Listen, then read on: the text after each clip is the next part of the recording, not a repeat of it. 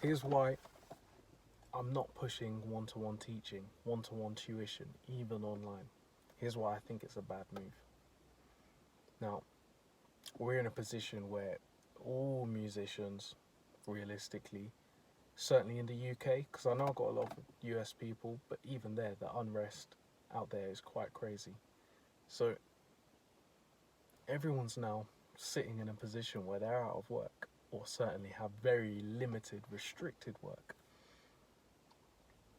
And everyone's hearing, oh yeah, Zoom. Everyone's doing stuff on Zoom. So what we've seen now is everyone's jumping online, starting to offer teaching. Those that haven't done it yet are going to be in a position where they're going to be forced to, even if they don't want to start doing this. And there's going to be the top 20% that are going to clean up on the online teaching in terms of one-to-one tuition, who can charge what they want. And then the rest of the 80% are going to be fighting for the scraps. It's going to be a race to the bottom. I'm telling you now, you're going to see crazy prices for online one-to-one tuition that frankly is not sustainable. It's just not going to work.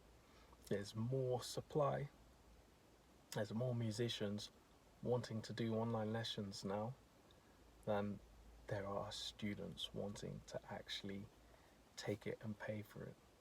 The sad truth is, for a lot of families, when they get squeezed, when their jobs get taken away because of this situation, the music lessons is one of the first thing that's going to go. Traditional teaching, even in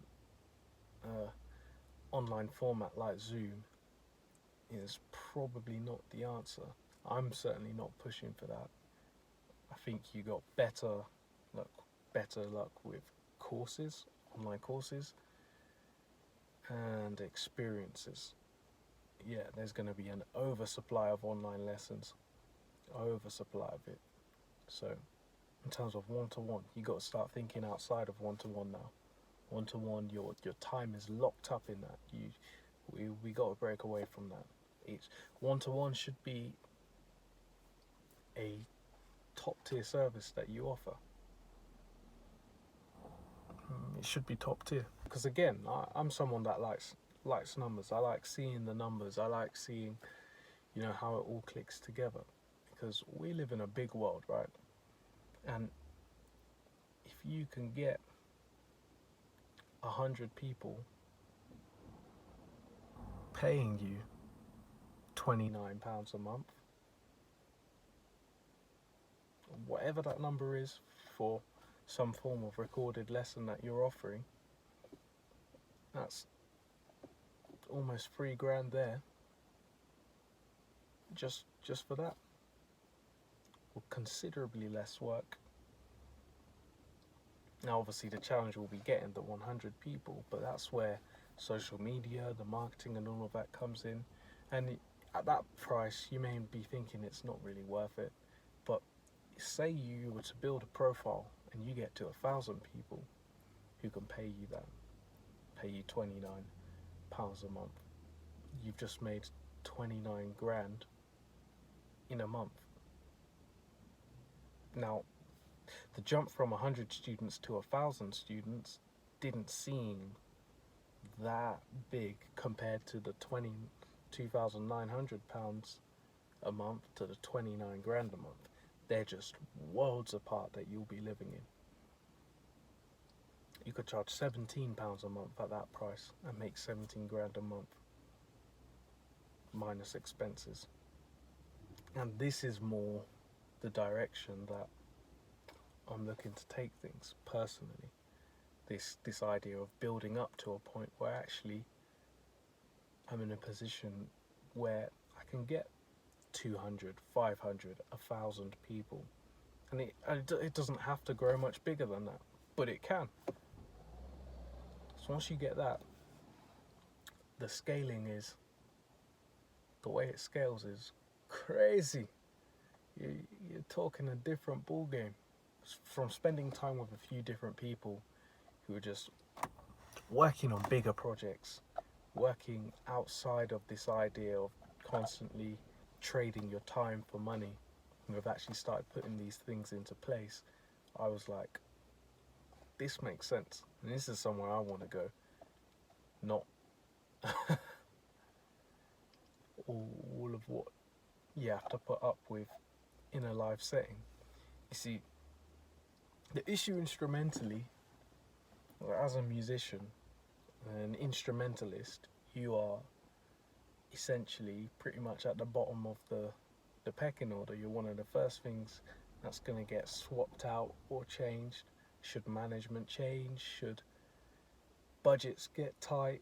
You know, that's the truth of the matter, you know, as instrumentalists. So you really need to start thinking about, you know, where do you see yourself earning? How do you see, what is it that you see yourself doing that's going to earn you the money in the next few years? Because from looking at things, we're going to get more, unfortunately, situations like coronavirus. There's going to be more of this stuff, more control from government sources or other powers. So we have to kind of take more control of what we're doing, you know, get fit, get healthy. Yeah, it's been a big time of reflection with everything that's going on right now.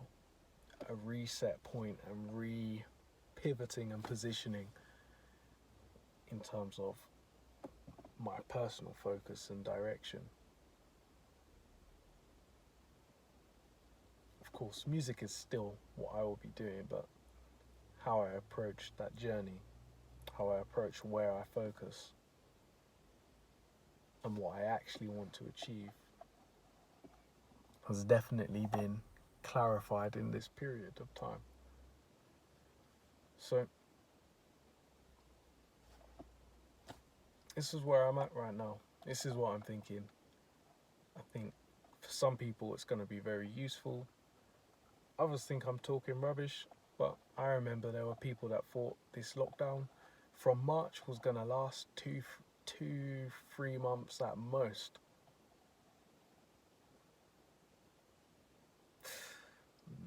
No, not at all. This is going to run through in some way, shape or form till at least next year. At least till after winter anyway. So, where are you earning? Where are you earning? Where are you putting your attention, your time, your effort? How can you position yourself in the best place for when things do actually open back up? You know, I think it's going to be a big shift in terms of who's doing what when we do finally come back around. And you know, it's not going to necessarily be the people that were doing it before. There's going to be a shift in who's who, who's actually controlling what. And I think we're going to see a lot of artists who take this time to get creative and build something skyrocket, even during this time, but especially after it. So I'm going to leave you guys with that.